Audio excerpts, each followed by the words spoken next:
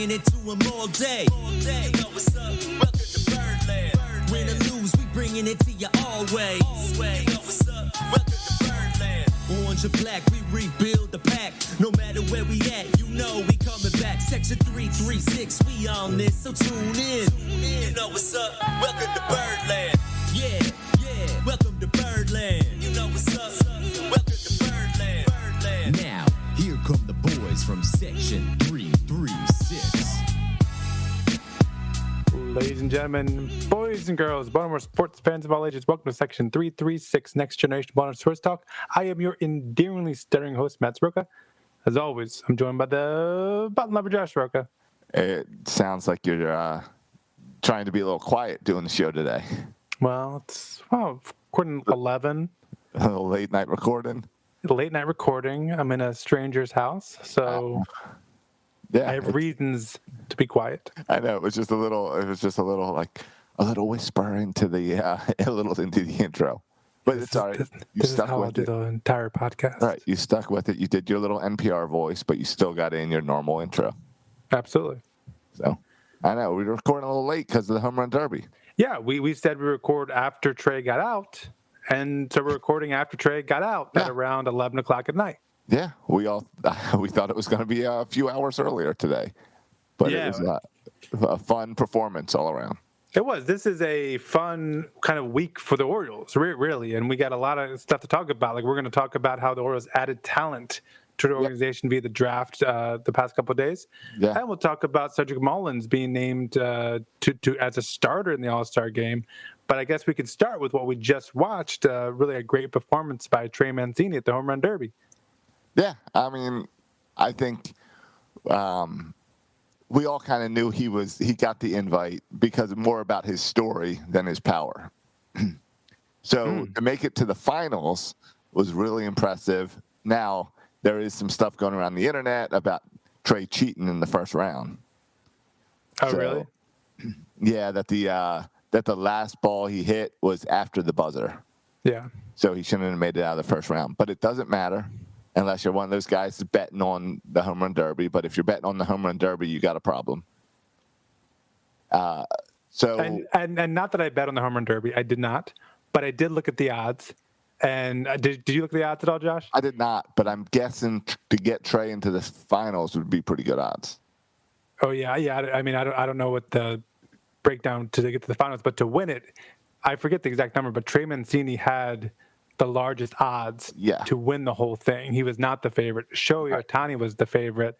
I think Alonso was third. I think Joey Gallo was number 2, the second favorite. Yeah. Went out in the first round. If I would have logged on to my bookie or one of those sites, I would have put money on Trey. If I saw those odds, I would have put $1 down.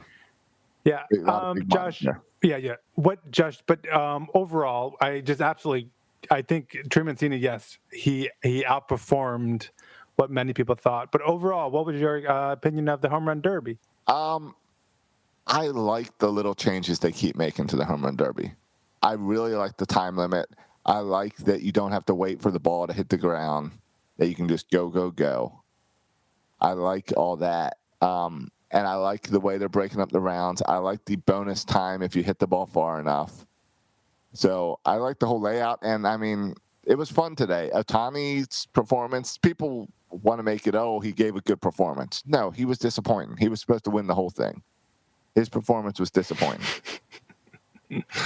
I'm a fan of how, it's disappointing. If Ohtani didn't hit 100 home runs, it was disappointing for me. Yeah.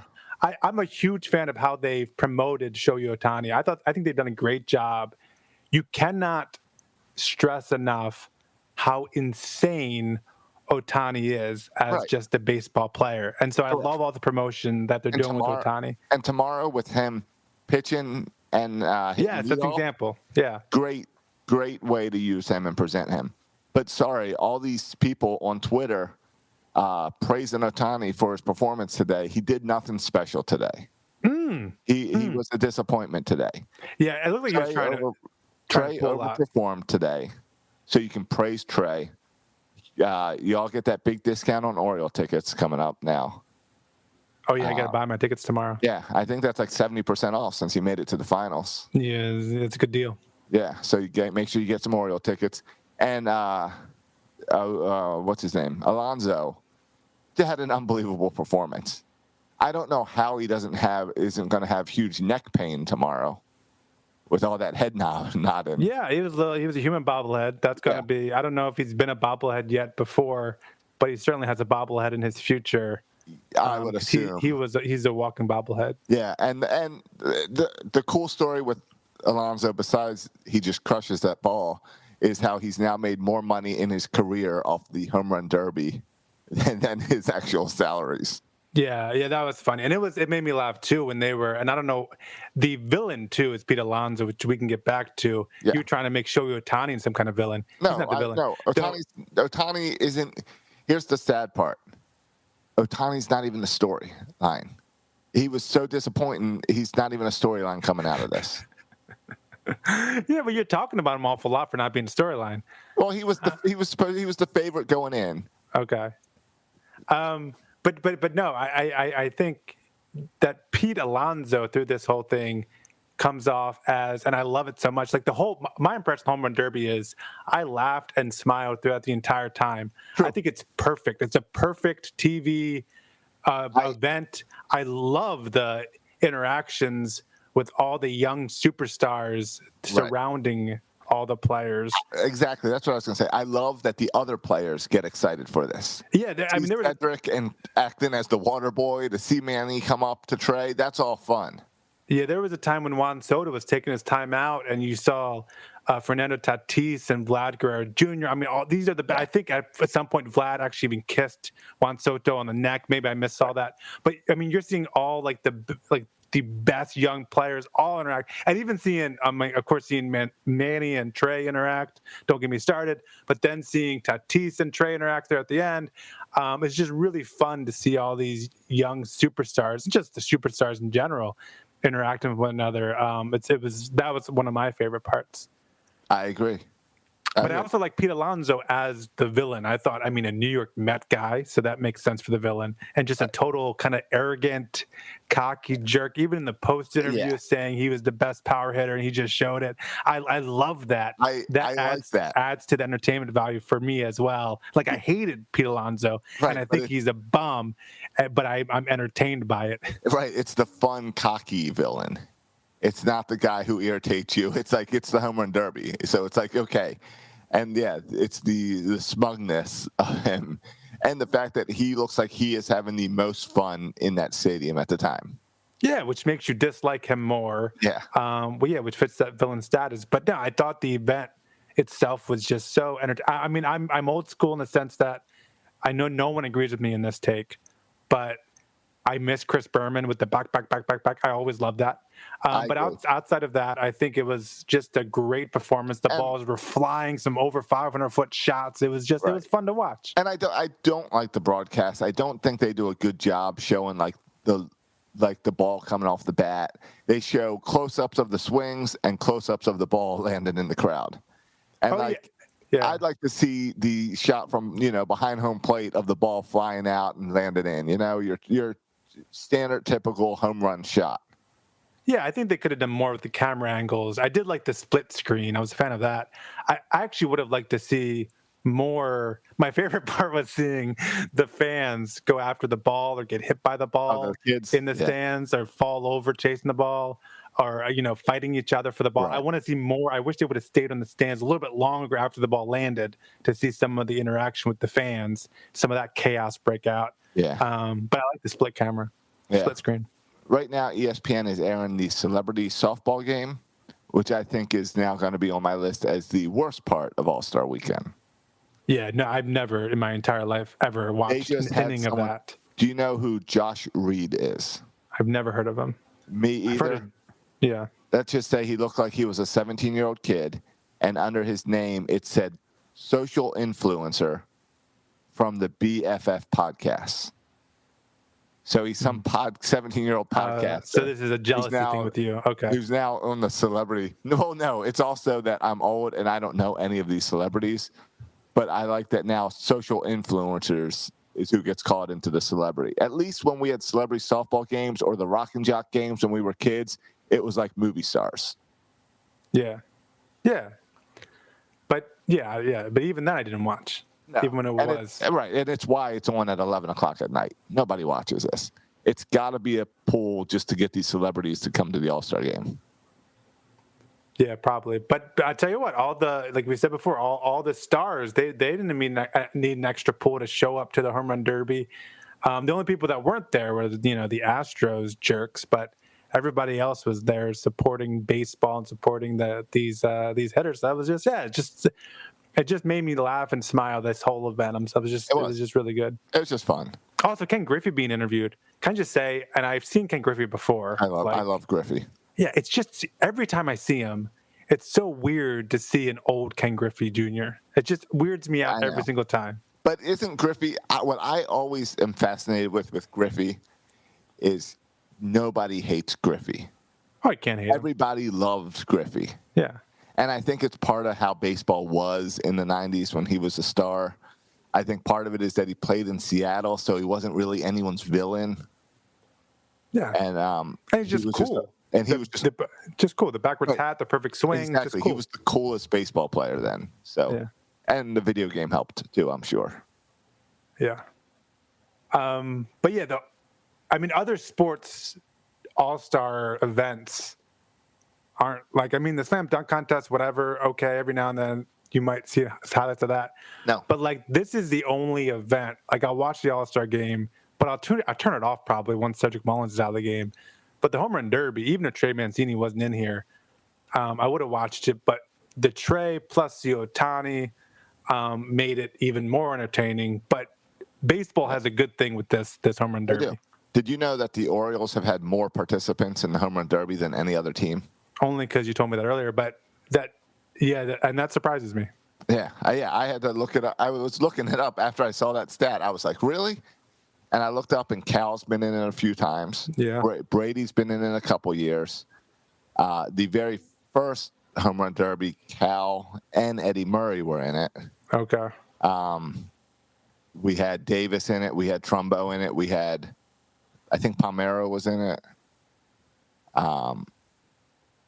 And now Mancini. I'm probably missing a couple. Yeah, but we've got a lot of participants, which is something I wouldn't think of. Yeah. For something that, not every team has a representative. Right. You want to get some other stuff? Oh, Tejada, of course, is the one I missed. Oh, yeah, Tejada. But yeah, tomorrow, Cedric Mullins. Now he's starting at 9th, right? Yeah, it took him long enough to announce it, but they announced today that he's starting in center field, batting 9th. Behind Shohei Ohtani. So that's a great story. I could argue it's disrespectful to bat him 9th. He should be batting in the top of the lineup. I should be batting number 2. A bunch of all-stars. I know, but he's the best of them, Josh. So I know, he's the one there on a technicality. Yeah. Kind of like Manny. Manny's there on a technicality also. Well, yeah, but Mullins' numbers deserve it more than Manny's numbers this year. And that's the thing. Baseball All-Star game, and like you were saying, home run derby is awesome. It's way better than the All-Star events in any other sport, but the voting's still screwed up. How you get into an All-Star game is screwed up. I guess. I don't care. It's a fan event. It doesn't mean anything. Or is it still home field for the World Series? But I think no, they got rid of that. We're back to flip-flopping. I don't care the fact that fans vote it. And it's dumb, right? Because big market teams who have more fan bases a larger fan base is going to vote for the guys more, and so that's common sense. But I don't really care that much. I'm just glad he got in. Yeah, yeah. And of course he got in. I'm glad he's a starter. Right. And I hope he gets a hit tomorrow. Yeah. What does this all do for trade value of Trey and Cedric? Yeah, now that Trey showed off some power tonight, does that make the phone ring a little bit more?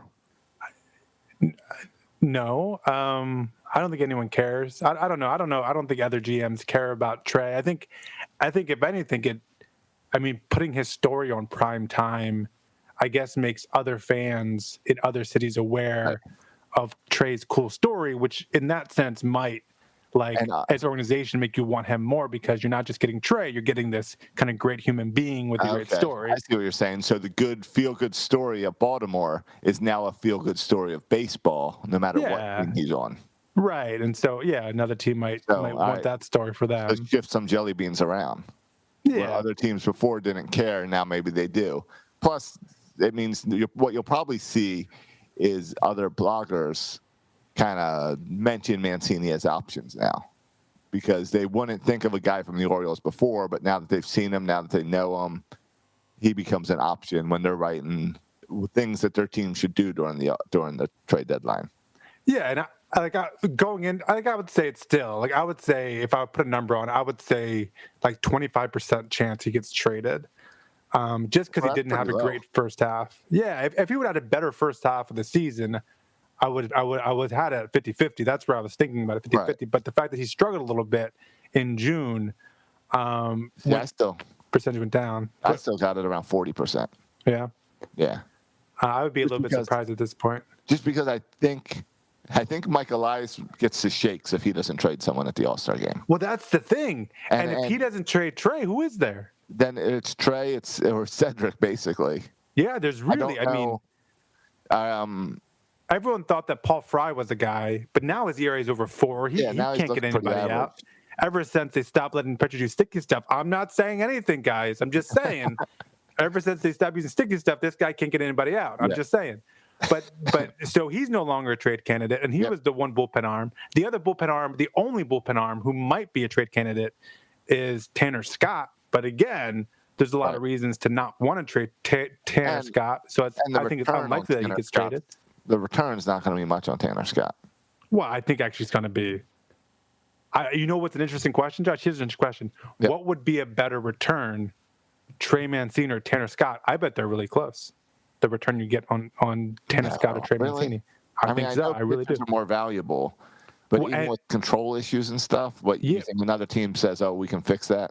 I mean, he can throw 99 miles per hour. He's got, I don't know what his team control is, but he's not even arbitration years yet. So he's got a bunch of years under team control, longer than Trey. Right. If I was Tanner's agent, I'd be, telling these other teams, hey, just look at what Arrieta did and Gaussman did. Look at all these guys that left Baltimore and what they did. Think about what your team can do with Tanner.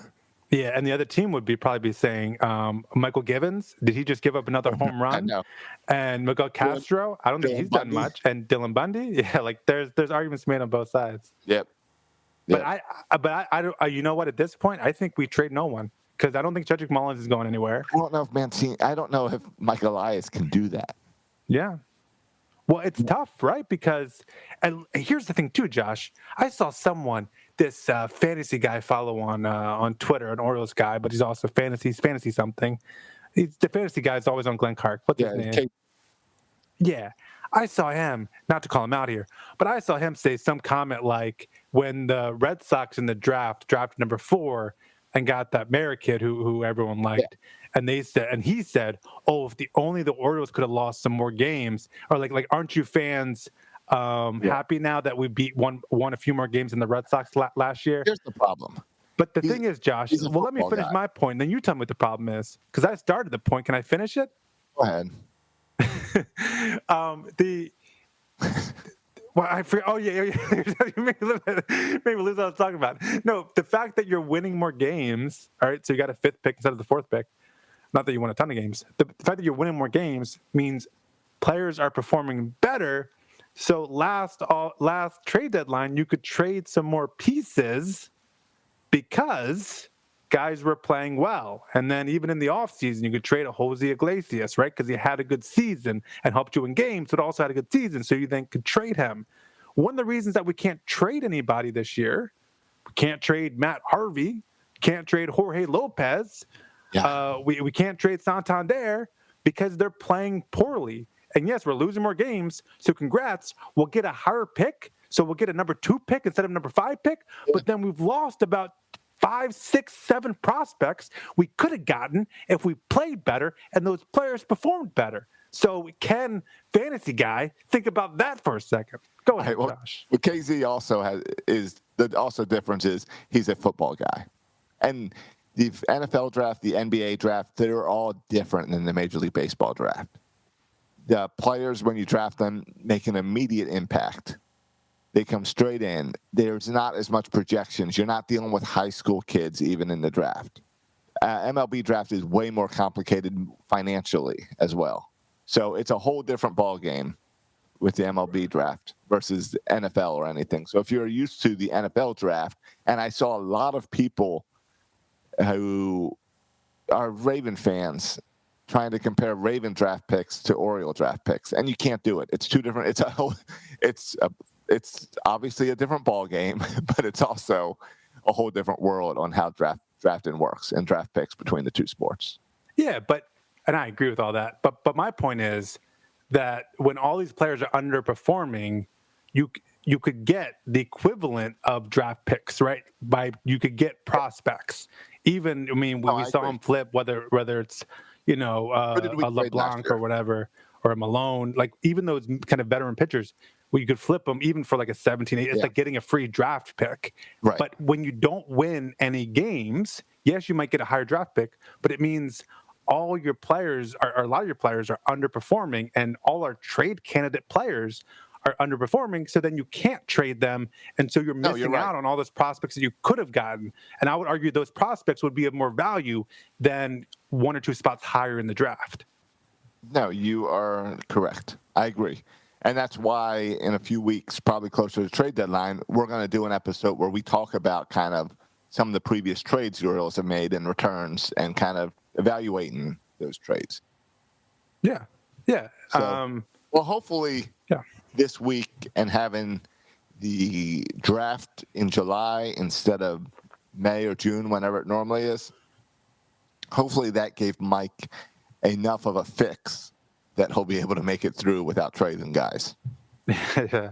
I mean, you never want, and I don't think Mike Elias is going to do this, but you never want to be in a position where you're just trading because you're trading. But at the same time, Mike Elias's point, I think, would be like, clearly based on this year, they're still in the talent acquisition stage of the rebuild. And there's two main ways to acquire young talent: the draft and trade. And that's also something that Mike's never going to come out and say, all right, we're no longer in the talent acquisition stage. He's not going to tell you when that flip switches. We'll be talking about that a lot. You think so? I think he will. I don't think he will. Okay. I don't think he will. I think he will.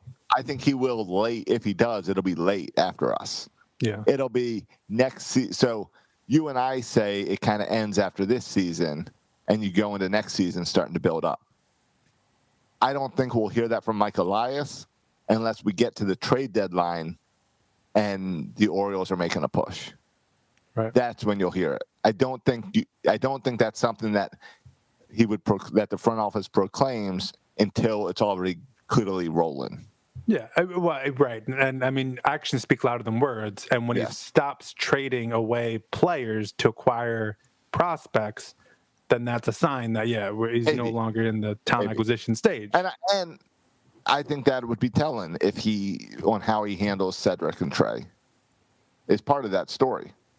Yeah, absolutely. If not this year, then next year. I mean, I think what he's probably hoping with Santander, maybe with Fry, probably not with Fry, but with Santander and Trey, that they have a great second half of the season, and then the off season, he's going to try to move them. Yeah, I think that's what's going to happen. Yeah, I can see that maybe if they have a great second half. And it all depends on how the farm system does the rest of the season as well, and how pitchers progress and all. I was thinking today we're going to do put some bonus episodes and stuff in the cans next week, and I was thinking it'd be fun to do a show where you and I predict our 2023 rosters, like 2023 lineups or something, what we're expecting out of the Orioles in 2023. So that could be something fun. Yeah, that may be fun. That might then help us see where you and I see holes. Yeah. Because you and I weren't really focused on the outfield. And it was clear today and yesterday that Mike's still watching the outfield. Oh, yeah. 4 of the top 5 picks, outfielders. Yeah. The only one, Connor Norby, with the second round pick. That's the only one in the first 5 rounds that wasn't an outfielder, which is pretty wild. No, so let's get into it, Josh. And here's a guy who I don't think will be here by 2023, maybe 2024. You can circle him, and that's the number 1 pick, Colton Cowser, outfielder from Sam Houston State. Now, Josh, when the board lined up, it was a little interesting, right? Davis went first. I think that was surprised everybody. Yes, because there was talk about the Orioles getting Davis. Yes, and Mayo dropped all the way down to 4. Rocker was still on the board. All the shortstops besides Mayer was still on the board. Khalil Watson, Brady House, Lawler, all these guys were still on the board. Orioles went with Colton Cowser. Yep. Josh, initial reaction to that pick, and maybe has your initial reaction changed as you have time to ponder it and be a little more smarter about it? My initial reaction was who? Because I didn't recognize the name. So I believe that's what I texted you. But that was also somewhat in jest. So I then went and looked into it, and I don't mind the pick. He's the next good bat off the board, and I like that he is a college player. When you and I were talking yesterday pre-draft and during the draft, what I kept saying is I just don't want to take a high school kid, because when I'm looking at 2023, 2024, that's got to be a college kid. That can't be a high school kid. A high school kid tells me that this rebuild's going to take a whole lot longer. And I think not only through Colson, but through all the picks, we see a lot of college on there, which is good for me, and I like that. And I feel I don't like drafting high school kids. I think there's more of a risk. There might be more of an upside, but there's also way more of a risk with a high school kid. So my takeaway this morning after thinking about it was looking at the board and saying, well, once the catcher went out in the first round and once the Vanderbilt guy went away, Jack Leiter, went off the board, I've heard enough. One thing that's interesting about living in Florida is there's a whole lot of washed-up baseball guys down here.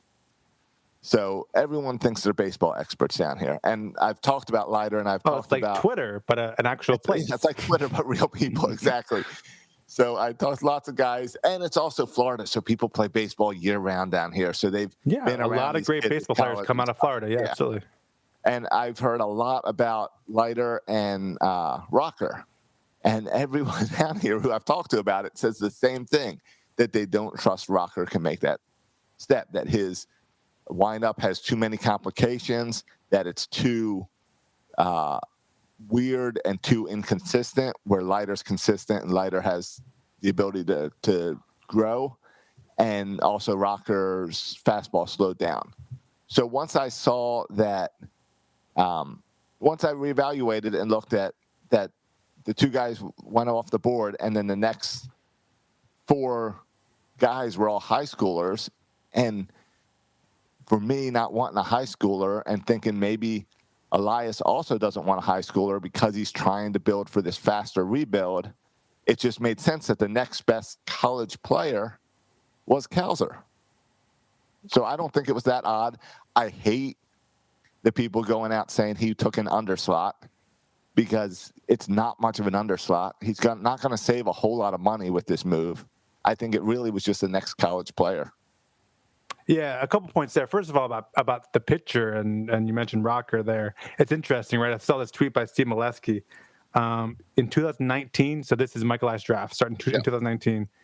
The first time Michael Elias took a pitcher was in round 8, after taking 8 position players. Yeah. In 2020, round 5 was the first time he took a pitcher after 5 position players. Right. And now same with this year. 5 rounds, 5 people took 5 position players taken, 4 outfielders before the first pitcher taken. So it shows that Mike Elias certainly, I think, is more wary and feels like there's just more risk, right? This is not breaking news. There's more risk with pitchers, right? Not just performance, but injury, shoulder, arm, Tommy John, all that. There's just more injury. I mean, we're seeing last year they drafted Carter Palmer, and he had Tommy John surgery after they drafted him. Like, this is just it's just more injury with pitchers. When Leiter was picked, the guy on the broadcast, I think I was watching MLB Network, and he tried to compare him to Dylan Bundy and said Dylan Bundy made his first major league performance after 18 months. Yeah, and he moved really fast, even as a high schooler. And I'm like, yeah, he did move really fast. I said, but you're not telling the other part of the story that he then got Tommy John in 2 months and didn't play Major League Baseball for another 3 years. Yeah. So there's huge risk there with pitchers. Oh, and I remember Dylan Bundy because they talked about his, like, how he was immune from injury because his amazing workouts with his dad and his long toss and all. He did all these things to make sure his arm stayed healthy, and then it didn't. And then it got better, but then he wasn't very good. So, yeah, that's not a comparison I think want to have made about you. Yeah.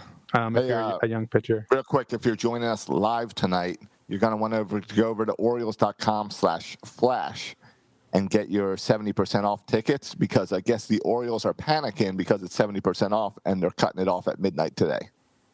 Oh, crap. We got to wrap up the show. So you got to get it in the next 30 minutes. I got to wrap the show. I know a couple other points about the draft, Josh, with Colton Cowser. And I know I said this pre-draft a couple years ago, going back, that Mike Elias, there's no secret about how he does things. When he got here, he cut scouts. Yeah. A lot of people criticized him for it. And he built up the analytics department. Yep. So it should not come as a surprise that he's going with players that have more of a track record and that he has better data on, right? Because what kind of data, and I don't know, what kind of data do you have on Khalil Watson? Do you have all his exit velocities from every at-bat he's had? Do you have his batting average against 97 mile per hour plus fastballs? Right. You don't have that data for a lot of these high schoolers. Players, you don't have what their opponents are. Are they playing the fine and deaf school? Like, who are they playing? Right. And some of the criticism of Colton Cowser was he's playing in a bad division, playing for Sam Houston State. But you still had data. Like someone shared his batting average against 97 mile per hour plus fastball. Right. And so you have that data. You have colleges, right, have a lot of data on players. And so you're looking at, and they've just played longer, right? So you have a larger sample size. And you have how they progressed from high school to college. Right. Because there's that big step of putting on weight when you get to college. Right. And so if you're a guy who relies more heavily on analytics and the stats than you do on, the eye test with the scouts, it's natural that you would lean more towards college hitters. And so he's a college hitter heavy, partly because maybe less of a ceiling, right, than a Khalil Watson, but a much higher floor because you know what you're getting more than with these other guys. And so you're right. And with anybody, computers can't show that jump from high school to minors or high school to college. It can't. Well, right. I mean, you can't even do a Colton Cowser, right? You don't know how Cowser's going to go against Double-A pitching. You don't know how that's going to go. When he sees an elite slider, he's probably never seen very many elite sliders. I mean, it was interesting. The second pick, Connor, was it Norby or New? I got to learn these guys' names. But I watched highlights of him hitting off of Jack Leiter and Kumar Rocker, right? And those are elite pitchers. Yeah. Colton Cowser probably has not faced a whole lot of elite pitchers, right? So you're trying to figure out how he's going to do against elite pitching. That's all the harder with high schoolers. So I mean, it still boggles my mind how teams figure out, right? Like how do you look at a 17-year-old kid and figure out how good this kid's going to be, in 22 and 23. But that's, I guess, why they get paid a lot of money to do that. And that's why we see them fail. Sometimes. I mean, some work, but it's a huge risk. We've had minor leaguers on this podcast very early in their careers. We've hooked up with some minor leaguers. Yep. How many of them made it into the majors? None. I'd say one. One. Jonah Heim. I'll give Jonah Heim. He's in the majors. Heim. He's doing well. But we've had other guys where we get involved with them in low A ball, and they never progress. Yep. And some of them high draft picks. Yeah. Some of them got really nice signing bonuses. Yeah. Yeah. So. It's really hard. It's really hard. And anyone if you look at the Colton Cowser pick, and this is what I did, I knew a little bit about Colton Cowser because I knew just listening to podcasts that he was kind of a likely kind of guy for the Orioles. And you're right, the underslot thing I think is nonsense. I think for Mike Because Elias, every time they bring up underslot, what do? Talk Correa down in Houston. That's always the answer is, he goes underslot. Give me an example. Correa. Yeah. Like, well, that's one guy. Right. If you want to underslot going 5 to a guy who was going to be drafted number 10 probably, and you take him number 5, that's not an underslot. You're not saving money. Well, yeah, and listen, if you want Mike Elias's tell, if you want to know what kind of player he likes, a college position player who can hit. Like, that's it. That's the guy. Yep. A college position player who can hit. That's what he does. From Rutschman to Kerstedt to now Cowser, and it doesn't matter. Underslots, overslot, whatever. I think honestly, for Mike Elias, Colton Cowser, I really think this was the top guy on his board. Forget about the money. If money was not involved at all, if you just picked and there was no money pool, I think Colton Cowser was his top guy. I agree. I'm right on the same page with you. Now, of course, because what the underslot's implying, Josh, when people say underslot and criticize him for it, that there was a guy he wanted. Right. Yeah, the guy he wanted, and he chose not to draft him to save money. And I don't think that's what happened here. No. I think he drafted the guy he wanted. This isn't like when I go to Walmart and I buy the Walmart brand of something to save $5. Yeah, he bought the name brand. It may have been at a discount slightly, so it's equal price as the knockoff, but that's the one you wanted. Right, exactly. And I know if Leiter was available, he would have taken Leiter. You think so? I just read the stats about pitchers. He just never takes pitchers. I know, but that's also he hasn't been in a position with a pitcher like that available. Yeah, where clearly once you got past him. And the catcher that went number 1 overall, that might have been higher up on his draft board also. Yeah, I doubt it, but maybe. But yeah, well, because he's a power hitting fielder. Yeah, I wonder. I would love to see Mike Elias' draft board. I wonder if Colton Cowser was number 1. I was very disappointed that when the commercial breaks, when they'd say, "Oh, the Orioles are next up," and they go to a commercial, they would show the draft rooms of all the teams. And they did not do that for the Orioles, which I was wondering if that meant we didn't have a draft room or what. Because I was really anxious to see that room with a folding table and just Mike and Sig sitting there. And it was kind of, and the Mike Elias phone call was kind of weird because I guess Colton Cowser didn't pick up the first time. And so Mike Elias had to leave a message and then he had to call back. It's kind of weird. I don't know if you saved those numbers ahead of time. I guess not. But yeah, the other thing I was curious about is, and Mike Elias had some quote like he didn't know who he was going to pick until Boston picked. No, he's not going to help. Yeah, he didn't know who he was going to pick because maybe he didn't know who Boston was going to pick. Right, Boston picked Colton Cowser. Right. Yeah, but I want to say on a lot of people's boards, Josh, this Mayer shortstop kid was number 1 overall, and that's who Boston had. That's a big risk. And I wonder, I'm just curious if this kind of consensus number 1 guy. Mayer was on the board at 5 if Mike Elias would have been tempted to go with a high school shortstop. I don't think Mike Elias looks at anyone's mock drafts. I don't think so either. I think he does his own thing.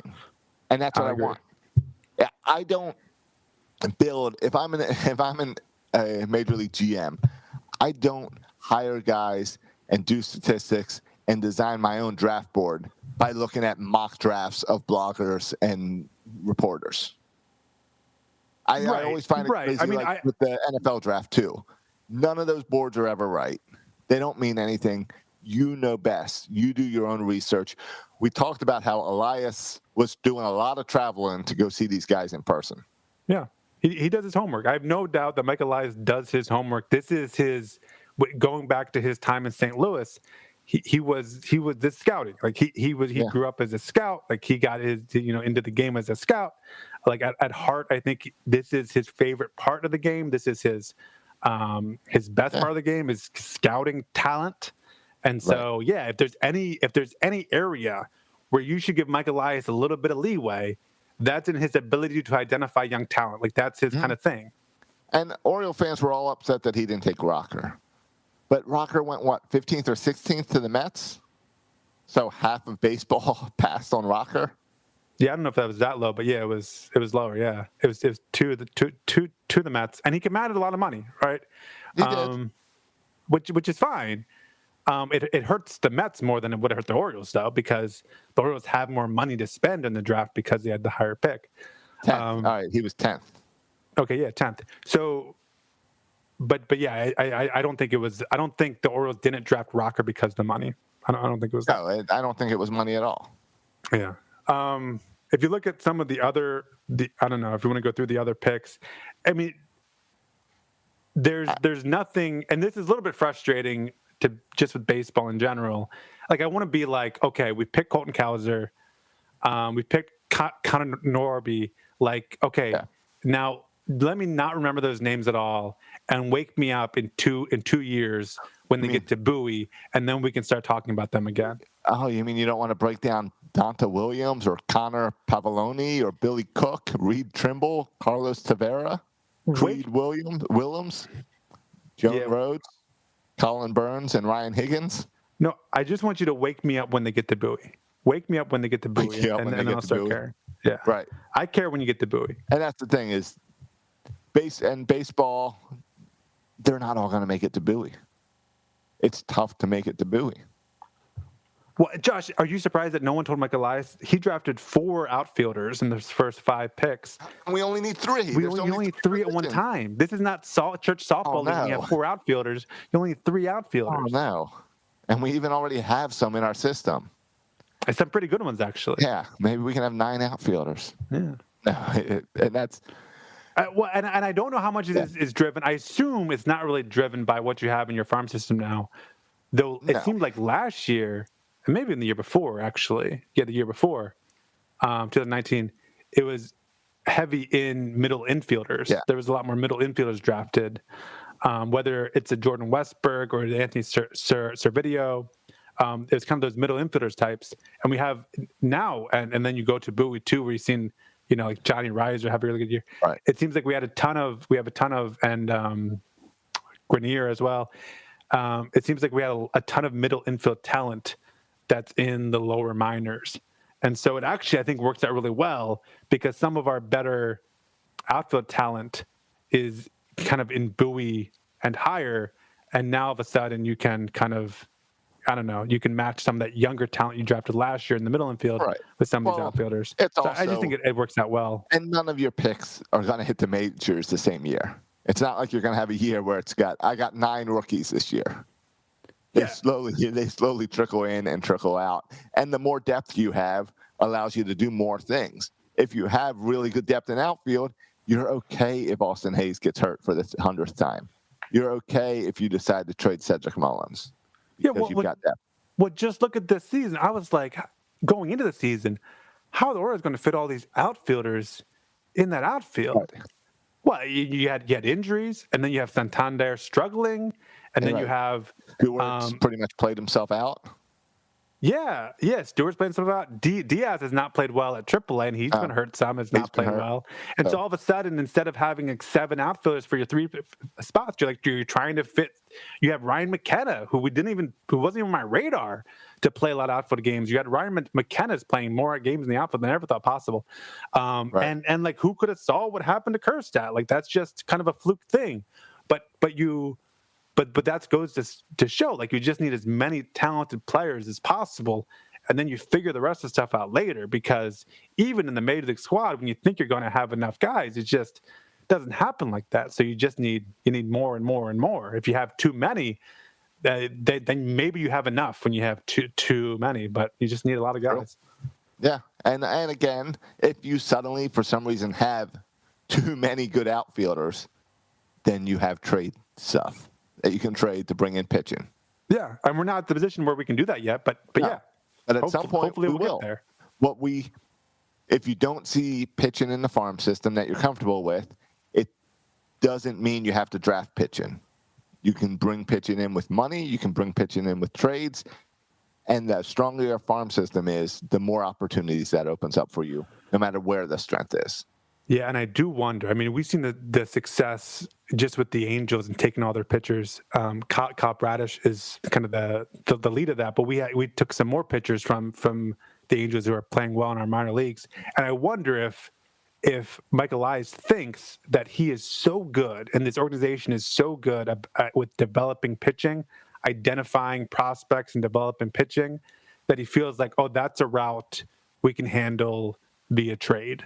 Like, I feel like I don't need to draft it because I can identify underutilized talent in the minors. And that's, again, if you're Mike Elias, you have more data on those guys than any college player even. You have more data on the minor leaguers. So maybe trading for pitching. And it does seem to be like, I don't know, we'll do it later, Josh. We'll break down all the trades. But I bet if you compare his trading for position players versus pitchers, it seems to me he's trading for a lot more young pitchers than he is position players. Correct. I also would say that pitching, you don't see pitchers with 10 years at an organization dominating for 10 years, where you will see position players that hold down that position for a team for much longer. So I would wonder, even if you say, all right, well, I can fill holes easier by signing a veteran for 3-year deals, pitching, as long as I have my position, my power foundations down on the team. Yeah. I mean, the Orioles don't have a good track record of but I'm not talented free agent pitchers coming to us and then playing well. But yeah, I get your point. But I'm not saying Oriole track record. I'm just saying in general. Yeah, I mean, if you shift to the current team, I was reading the quotes from Brandon Hyde kind of at the halfway point here with the All-Star game, and he highlighted like one of the things that surprised him most has been how disappointing the pitching has been. Yeah, it's been crap. Right, and I think in this, and I made this point on Twitter, and I think I made this point on here, so I don't have to rehash it again, but everyone talks about how the Orioles are tanking. Well, yes, but also like the starting pitchers that we thought would be better have not been good. Right, so Team Kramer has not been good. Jorge Lopez has been worse than we thought. Matt Harvey has been worse than we thought he would be. All these players is hurt. Yeah, Keegan Aiken has been bad. Yeah. But then I would also Alex say Wells pitched really well actually his last start in AAA. I hope Alex Wells is up here soon. Yeah, he did. And I'd say the Rule 5 guys are doing better than I expected. Well, one of them, right? The other guy's gone. Scroller's gone. Yeah. Sorry, the one. But Tyler Wells, it's pitched better than anyone could have expected. Yeah. But in all, especially our starters, it's just been absolutely a train wreck, atrocious. And so I'm curious, like I don't think you can do this another year with this starters, and I don't think you have enough starters ready in AAA. I'm really curious to see. Right. Well, I'm curious to see what they do in the second half. I'm curious to see what they do with Matt Harvey in the second half. I'm curious to see if they start bringing up, your Alex Wells and Zach Lothar and giving them a chance to start every fifth day, or if they keep on running out this same kind of. True. Right. I mean, it was nice to see Spencer Watkins start a couple games. I think that was nice. I was excited that Dylan Tate was going to get a start this past week. But then it got rained out. Yeah. But still, just putting him in that position to start the game, put him out there with zeros. I like that. Yeah, well, clearly what you're doing isn't working, so fine. Right. Try something different. Yeah. But yeah, I think this is just I'm excited because this has just been a great in what has been a terrible season for the Orioles.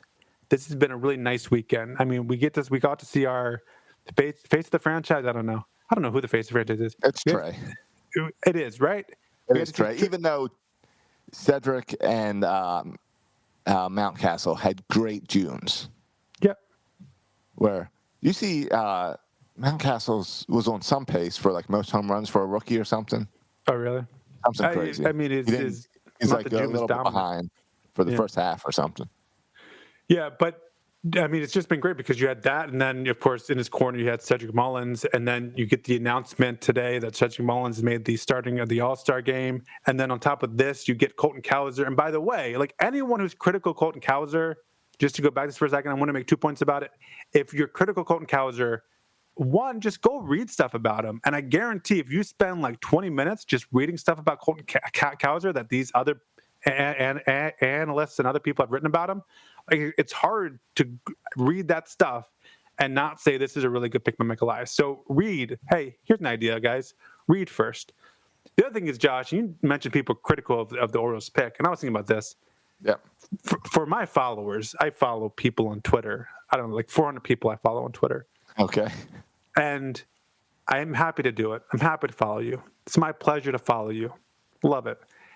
And all of them, almost to a T, said, even if they didn't love the Colton Cowser pick, they trusted Mike Elias, and they really like the direction this organization is going, and they trust him, to draft the best guy possible. They may have wanted Rocker, they might have wanted Khalil Watson, but they were, on board with Mike Elias in this decision. Okay. See, I saw a lot of hate. I must have more Raven fans on my side. Well, but then, Josh, if I would ever if you do this as an experiment, if you click on where the Orioles announced that they've drafted Colton Cowser, and then you look at the comments underneath that, I would say, I don't think it's an exaggeration. I would say it's like 90% negative.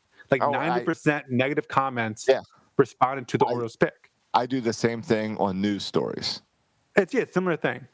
And it's the same type of thing. Well, and my argument would be, Josh, that happens for a couple of reasons, right? It happens. I think the news story is a good example because good, positive news stories, no one really cares about. People want to be kind of upset and outraged at something, right? Like we're drawn to outrage. We're attracted to it. We love it. And so it's, if I like the pick of Colton Cowser, I'm not commenting on the freaking Oriole post. But if I'm outraged by it, then I'm going to comment. So I think it just draws this loud, obnoxious percentage of the fan base. But I would argue our listeners, if we did a poll of our listeners, an informal poll, I would say the overwhelming majority of people are good with the Colton Cowser pick. I just think it's this small, not small, but kind of this kind of louder kind of group of people who always kind of comment and complain, but don't really, I don't want to say they don't understand what's happening, but they don't fully appreciate, how this whole thing works. Yep, I agree. But we do like outrage. Yeah, but anyway, good positive weekend for the Orioles. Yeah, all good stuff. Yeah. Yeah. We can do anything. You want to do ball four? What do you want to do? You want to do anything else? You want to wrap this up? I don't have anything prepared. I can do a little ball four. I can tell you about this guy ripped me off for the PlayStation again. Oh, you still don't have a PlayStation? I know. I told you. I shared the story last time when I got ripped off. It's the same guy. Eventually it showed up, and for some reason I trusted the guy a second time. Yeah. And now it's been like 2 months. Right. So shame on him the first time. And shame on you this time. Oh yeah, shame on me. Yeah. Shame on me because now for 14 days straight, he's told me it's coming today. Okay. So shame on me. Big shame on me. This is a new PlayStation update. Okay. Yeah. So every week we'll check in with you this. Yeah.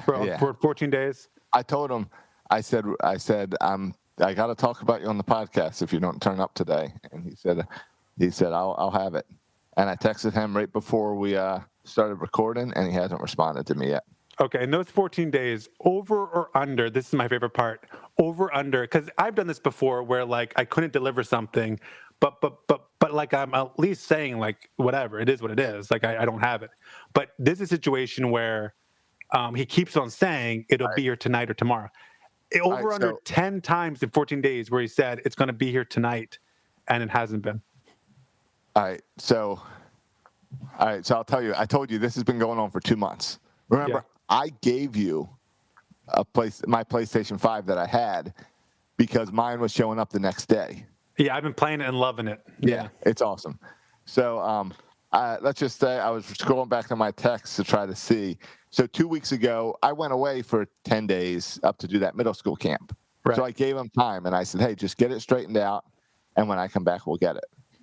So I was just trying to scroll back to my texts to try to see some highlights of my texts from those past 2 weeks since I've been back. And let's just say, let's see. I'm going to bring everything with me today to the house, and I'll bring it to you. Then next day, later that night, are you still coming? No response. Then later, I'm off all day tomorrow until Tuesday, so I'll bring it in the morning. You want to meet up in the morning? I say yes. All right, I can meet you at 7 a.m. All right, then I text him in the morning. My schedule's flexible. Let me know. Okay, well, I got to go to work. Now I'm going to go to storage and pick him up. Said, okay, I'm available. How many days ago was that? This is July 1st. July 1st. So you got to go pick him up July 1st. Yeah. Okay. Any update? Not yet. Getting them. And then let's see. I text him, did you get him or am I waiting another day? This is the next day. He says, you're not waiting another day. I'll have him for you in an hour. An hour? And what day was this? That was July 2nd. July 2nd. Be there an hour. July 3rd. I'm out, brother. I'm coming home with them. I sent him a little "you are fake news" gif. Nice. Well, that's a good response. And then he didn't show up. Let's see. Next day, I got angry with him. Sent him a long text about how I gave him money for these on April 16th. Josh is fiending for his PlayStation at this point. Yeah. Josh knows I'm sitting here playing MLB The Show, and he's fiending for his PlayStation at this point. And he's mad. I haven't not sharing on the podcast yet, but I have some extra free time on my hands right now. Right. So I need the PlayStation. Right. And he says, he's coming tonight, bro. I'm literally just waiting on him. I'll have him tonight. I said, I don't believe you, but the O's are on the West Coast, so I'll be up late. Then I text him at 1 a.m. I guess you're not showing up. That was a while ago they were on the West Coast. Yeah. This was July 3rd. Yeah. 4th of July. I said, hey, I can go pick him up. Just tell me where. He goes, I'm leaving now to get him. I said, great. Then he texted later. I say, did you get him? I'll text you when I'm on my way. Then later that night, he's coming tonight for sure. Next day, he didn't show up. I got you. And this is your neighbor, I will right? make sure you have this tomorrow. It's not like you can run away. This is your neighbor. This is my neighbor. Yeah, you know where the guy lives. No, I know where he lives. I can walk to his house. I play softball with him. Yeah.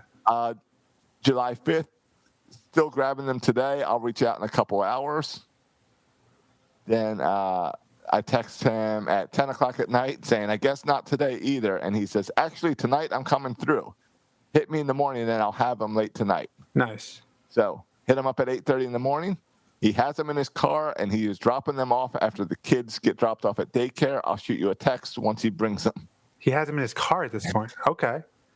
And what day is this? It's in his car? July 6th. They are in his brother-in-law's car. Go get him in the car. Go to his house. To him. Oh, the brother-in-law's car. The brother-in-law's car. Oh. So then I check in with him the next day around noon. He said, let me call him. No response. Just skip him. Get the brother-in-law's number and go there yourself. 9 o'clock at night, I text him what's going on. He's still coming, Josh, I promise. And I text back, I don't believe you. And then he says, text him again later. I'm telling you, there's a whole bunch of texts, and I'm trying to just pick his random things. Yeah. So, I don't think you should. I don't like the skeptical tone you're taking with him, Josh. You should be pumped up every single time. Yes, let's go. Can't wait. Every single time you say that. I'm skipping all the times where I'm like, okay, now I'm nice to him. I'm skipping all those. Yeah, but you should be overly enthusiastic. So then he feels really bad when he doesn't come through every time. July 7th. Well, of course he left me hanging. You would think that since it's my brother-in-law, he would come through. But I told him to leave it at his house, and I'm going right after my morning meeting. So I text him. I leave him alone. I text him at 5:30, and I say, I guess you didn't go after your morning meeting. He has them in the car, and he's going to drop them off today. Who? Is it the brother-in-law's car or his car? The brother-in-law. No still response at all. Okay, still in his car. Yeah. Then brother-in-law just isn't coming through. We've been through this. He's not coming through. Are you sure he's coming? You got to go to his house.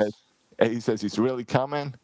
Then next day, July 8th, no answer. Brother-in-law didn't come through.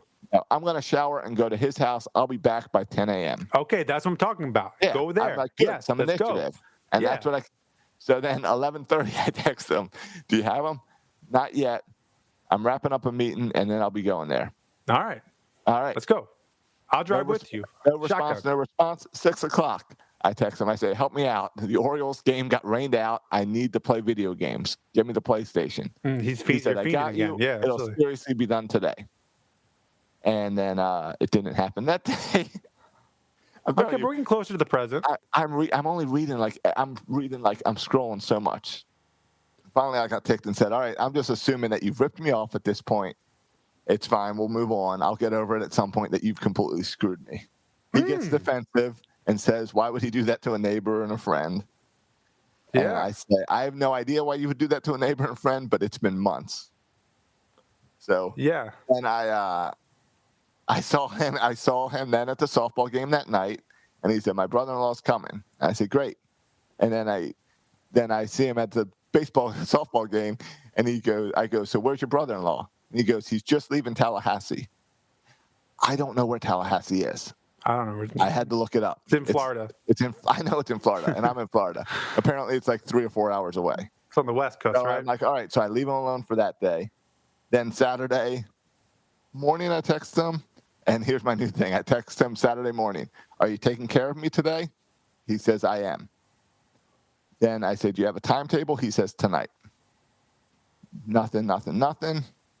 Next morning, Sunday morning, are you taking care of me? Yes, I promise it'll be today. I say, okay. Then today, no show yesterday. I say, all right, I guess it'll be Monday. This morning, are you taking care of me today? He says, yes, I just got into it with the wife about it. So yes, it'll be done today. So then I text him today saying, hey, I'm going to trash you on the podcast if you don't have it for me tonight. And he says, it'll be there. So then I text him and say, I text him at 7 o'clock tonight, and I say, hey, we record at 8. And he goes, oh, well, my brother-in-law doesn't get off work till 8:30, and then he'll bring it. So I say, all right, well, you're in good luck. Mancini's doing well in the home run derby, so we're recording late. And then I texted him at 10:30 saying, are you still coming?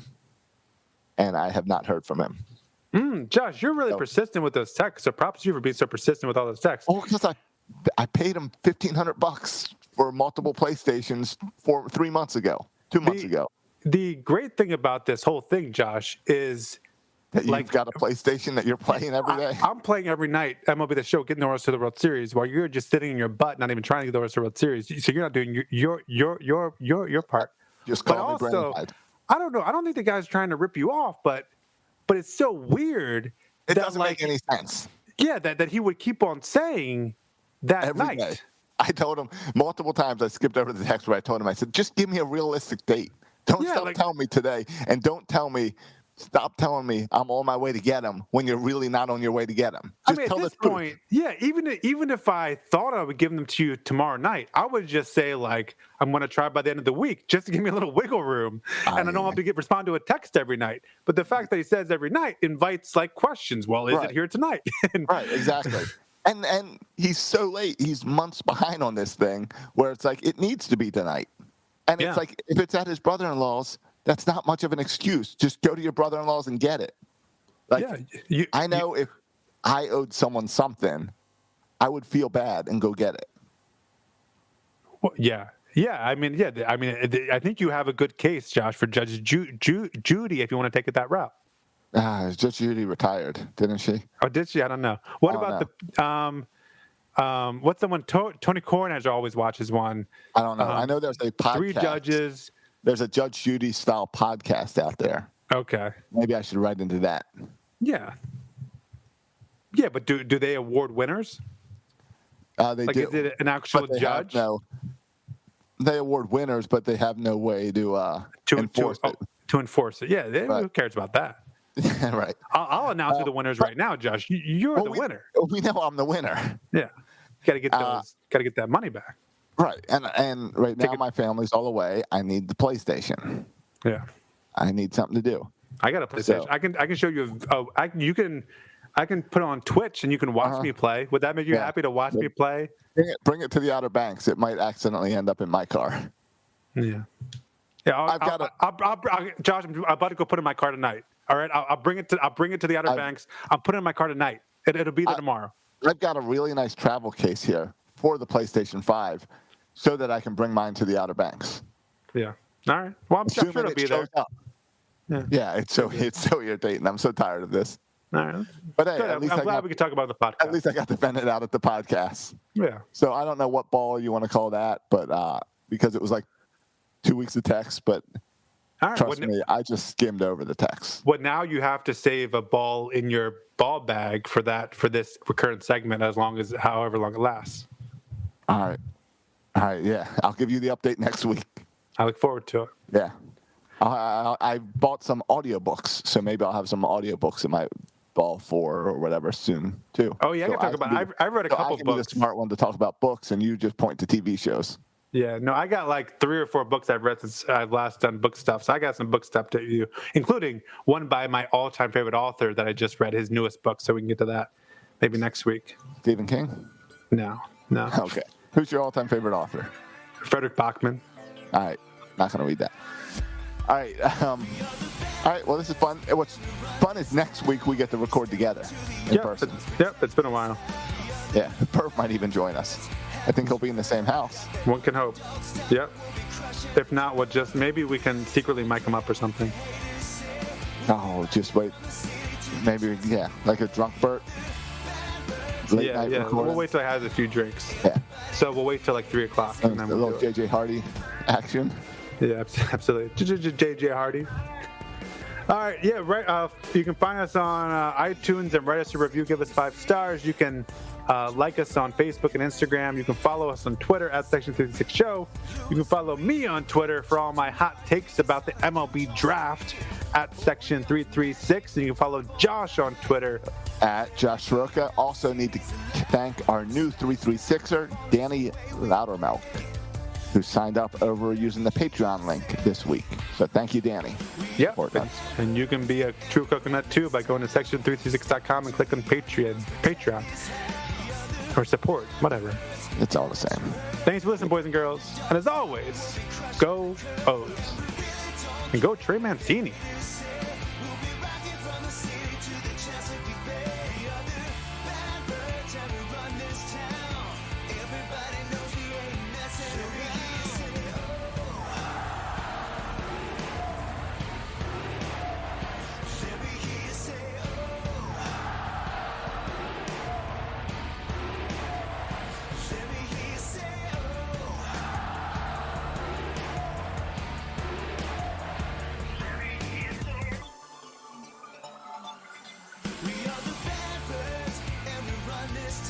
When you step into the yard, we must protect this house.